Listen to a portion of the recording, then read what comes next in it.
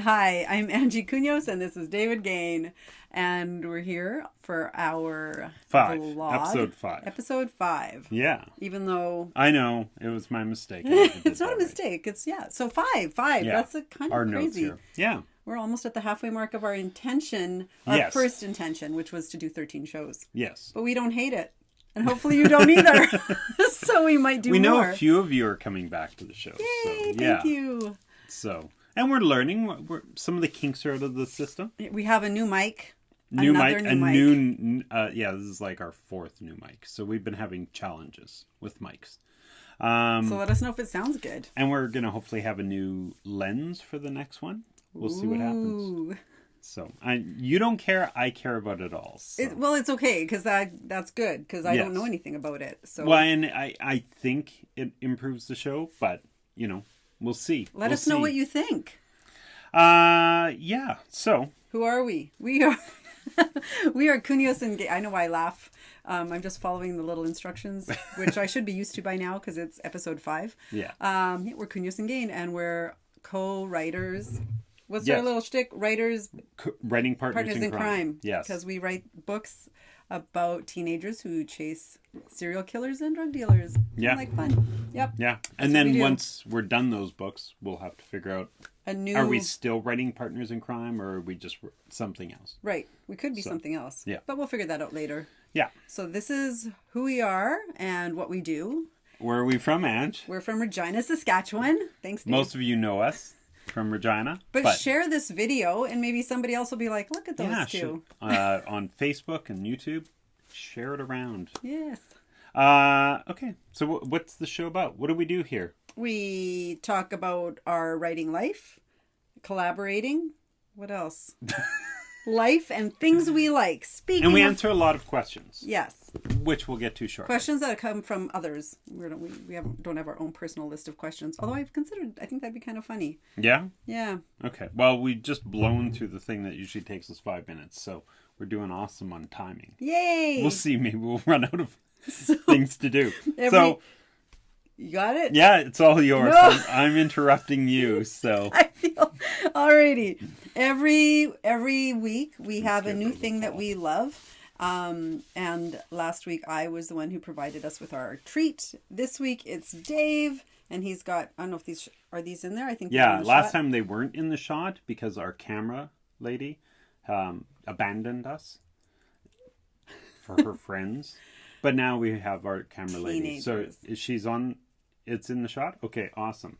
And these are from Stone's Throw here in Regina. They're over by the University of Regina. It's a great little coffee shop. Yes. And mine is much smaller. Because you ate it. Because I ate a lot of it. I couldn't wait. So let's put these down so we have the room. Our little table is covered with stuff here. So why don't you talk about how they taste? Because I haven't...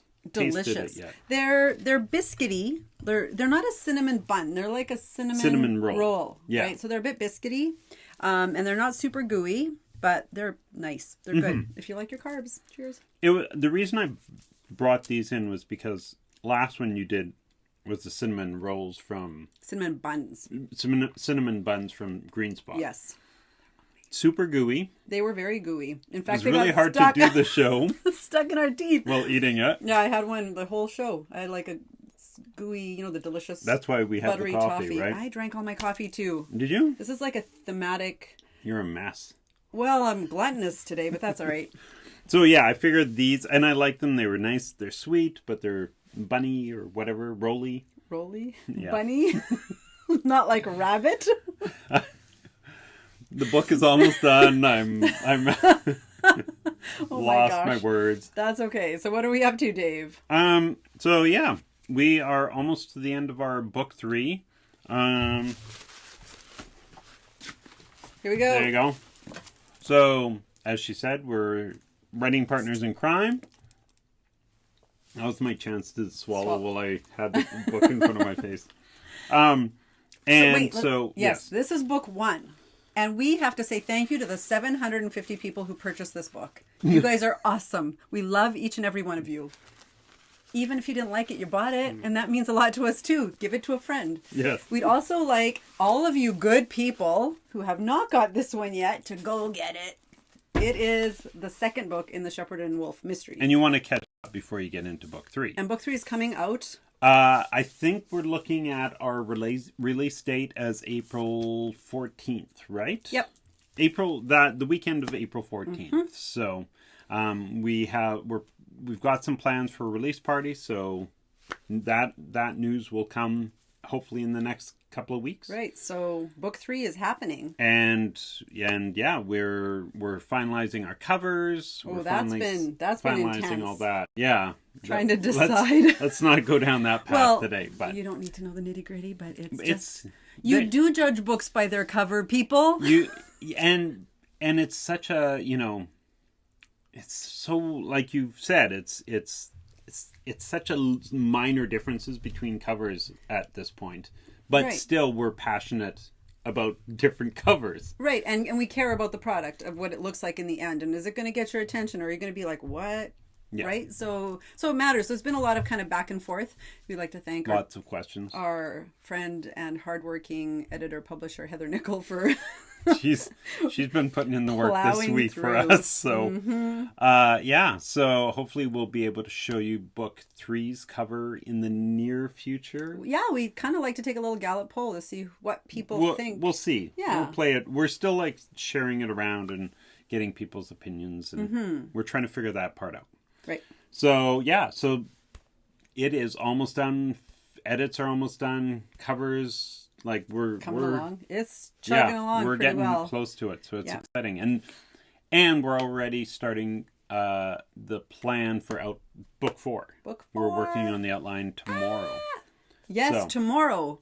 So Bam. We know some of what's going on, right. But and well, we don't want to spoil anything. So okay, so we're gonna go into our usual segment of question and answers. Do you have anything else you want to add about what's going on and what we're doing in our lives? I feel like we should dig down to the bottom here. Sure.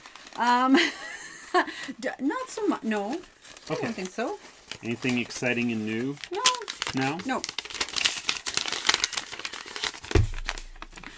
How's that for sound? Awesome. That was the worst part of the show? Okay, awesome. 22. Is there a time in the day that you are most productive? Yes, as are you. And you know what's cool? We're different. Very different. So you start. When's your productive time? It's not the morning time, ever, for anything, really. I can't work out in the morning. I can't think in the morning. I'm just not I'm up, and I always try and find reasons to get up early. Yeah. But it's not the time that I feel like I get the most done. The most happens for me from like mid-afternoon till like evening, I think. I thought that am I at my productive time yet? Oh, that was So, which you're the opposite. You're a morning person. You can't talk, so I'll talk for him. Dave is a morning person. He's got a huge amount of bun in his mouth. Or roll. I should have learned on the last show. But at least it's not sticking. Yeah, Drink some coffee. Don't put food in your mouth. So, would you like to take over when your productive time is? I'll just keep talking. Dave's a morning person. The reason this is useful to us as a duo is that we never overlap on each other's writing time for the most part. Dave will work from like 5 a.m., which is insane to me. I'm dreaming at 5 a.m. till like, the afternoon, and then it's my turn and I hop on, and it doesn't infringe. I don't feel like it infringes on me. I get other stuff done while he's working. So that's all really good. And when we're traveling and there's time zone differences, that also lines up fairly well. Yes. So swallowed your bun? You're good. Yeah, now? I'm all good. I hope. 5 o'clock, I usually get up. 5 a.m. Because no one else is awake at that time. I've discovered one coffee shop is open at 5:30, so I usually show up there, do my work till about 9:30, 10 o'clock, and then I have the rest of the day to do other stuff. That's my writing time, and then I can do other, like Kunyos and Gane, business of things and worrying about the website and everything like that. So, but Yeah, usually you don't get a lot of people bothering you, which is really good. At 5 a.m.? At 5 a.m., yeah. And also I think my brain is not distracted to, go down a wrong path or whatever. So, Right. yeah, I realize I have to keep that for later after the show. I have to write out the description and everything of, like, what did we talk about? I got this little ball of question right Yeah. there.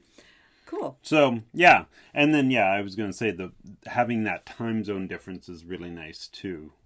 Because often when my 5 o'clock is going on, you're on the other side of the world and you can kind of build whatever sort of thing. And that works out really well, especially when you're a duo. If we had productive times at the same time, we'd have to try and manage that. Yes. But it's not an issue. Yeah. I'm also, so here's a question. Yeah, I feel like for I'm having a sure. little interview with you. So that's your creative productive time. What's Yes. your other productive time? Like, is that just you all the time? That's your high energy go time, is like AM till like afternoon? When do you work out?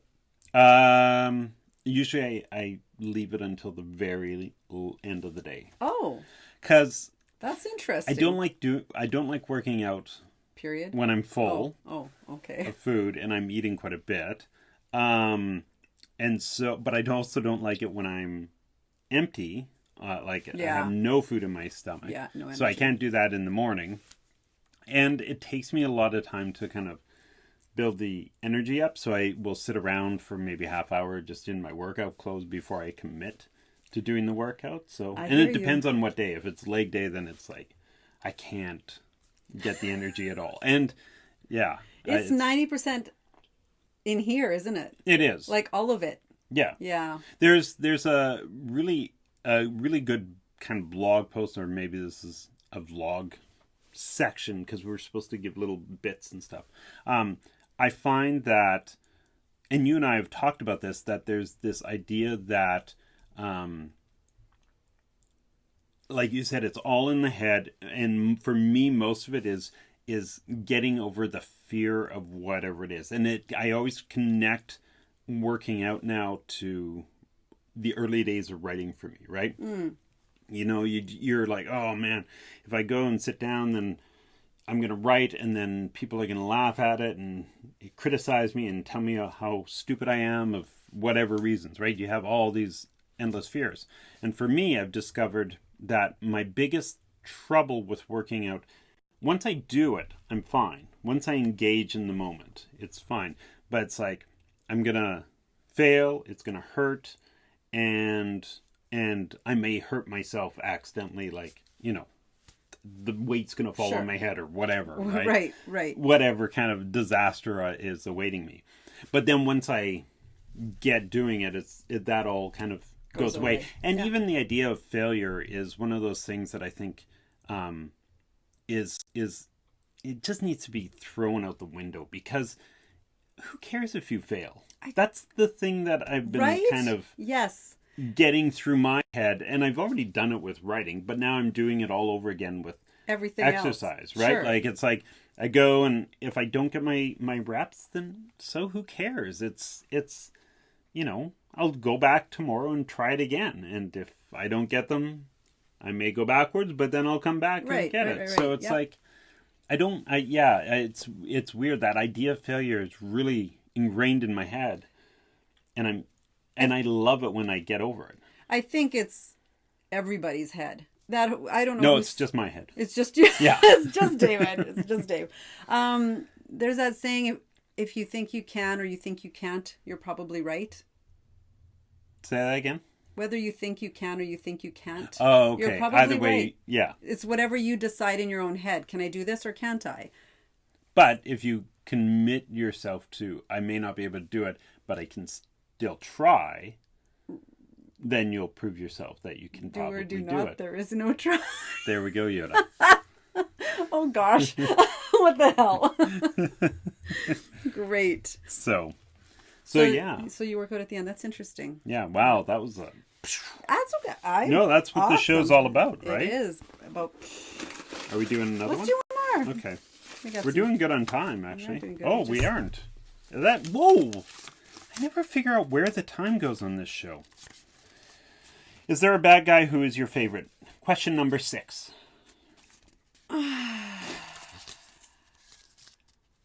I'm not going to throw this one at the lens. Or should I? Do you want to throw it at the lens? Me? Do I want to? Yeah. No. Okay. No. I do not want to do that. Okay. Is there a bad guy who's my your favorite? Like, out of all 3 books so far, who's your favorite? Oof. Book 2, Shepherd's Watch. Without giving any spoilers. There's a female antagonist. Okay. And there's something... like, how do you say this without saying what you want to say? You're saying almost too much already, I think. In my mind, you've already Well, said there's a too much. bunch of... There's one... Okay, well, I can't... There's one in particular that you like. Yes. Is it because of a ruthless nature? Is it because of... Oh, I can't say. You can't say anything. Okay. No, because I don't know how to... Anyways, I just like... Cause she operates... Okay, in book 1, the bad guy is really... I would Following say the question. methodical. Yeah. Like, Yes. there's something really thoughtful Yes. about how he does his bad things. Okay. And in book 3, ditto. Okay. But in book 2, it's like totally different. Okay. And I like that kind of... Oh, I feel like I need to... No, that's good. That's good. That's what No, that's good. My book 2 bad guy is my favorite so far. Okay. I have to say, I think I like book 3's bad guy. Because of the destruction Oh yeah, you like that. he leaves behind. He's quite terrible. Yes. Indeed. I like that. So, All right, bad guy. yeah. Do you have time for one more? Yeah, I think so, right? What's our time on the clock? Awesome. 15 minutes. Okay. Let's do one quick. Technically, we're pushing it, but let's just do one more because we're It having might be an fun. easy question. If it's not an easy question, why don't we just leave it? Okay, since oh my gosh. This is not a question, actually. It actually says questions to ask at... No, yeah. No, I thought it would be funny to put this in here, and then I thought it could be like a Joker card. So... Well, there, the joke's on you, because Joke's that's on your me. writing. I wrote that, so never mind. That was the Okay. third question, and we're done. Okay. We're done with the question segment. Now we're talking about our favorite books. Oh, yeah. Do you want to go first? Sure, I can. Okay. So, I had a little bit of a kerfuffle this morning. It is minus 27 outside or something Celsius, which sucks. It's super cold. My car wouldn't start. So I started walking down the street. My front door wouldn't lock properly either. It is locked now. But that was a struggle as well. Dave had to rescue me from the street. Sounds terrible. That's kind of how it went. And in the craziness of my morning to get here, I forgot my book. Fortunately, I have this book at my house, and I did really like it. And it's at my house, too. And it's also at David's house. Yeah. So I was like, oh, thank goodness. So, talk about pulling work out of your butt at the last minute. Show Your Work, Austin Kleon. And I've been following him. I was following him on Tumblr. I think he's still there. And they're both signed by the artist. Which is super The writer. cool. The writer. Yep. He's an artist, too, but... Yeah, and that's another thing I love. This book is Oh, I have so notes in here. visual. Yeah, you don't usually write in your books. I know. So I guess you're keeping them, right? Like and I love that. Like he gets to the point really in kind of a concise way and then has a little bit of information. As a teacher, which I am, I like this. Look, don't forget to breathe. So this is the book of the week for me. Which one? Both? Well, both. Okay, But which is first? I read this one first. I think this is the first one, though. Oh. 2012? I read them in the wrong order. What? Oh, well. Yeah, this one's first, so Steal Like an Artist. And then this is his follow-up, Show Your Work. Yeah. Yeah. Show Your Work. So Cool. these are great. They're great for any creative process. They don't really, they can connect to writing, they can connect to visual art, or just to like getting creative and getting it discovered. Cool. That's mine. Awesome. Thanks for having I decided to go with a collection of short ghost stories by M.R. James. Is that in the shot, Anna? Awesome. So the reason I picked this is it's ghost stories, and a really well told ghost story is always fun for me. I always enjoy that.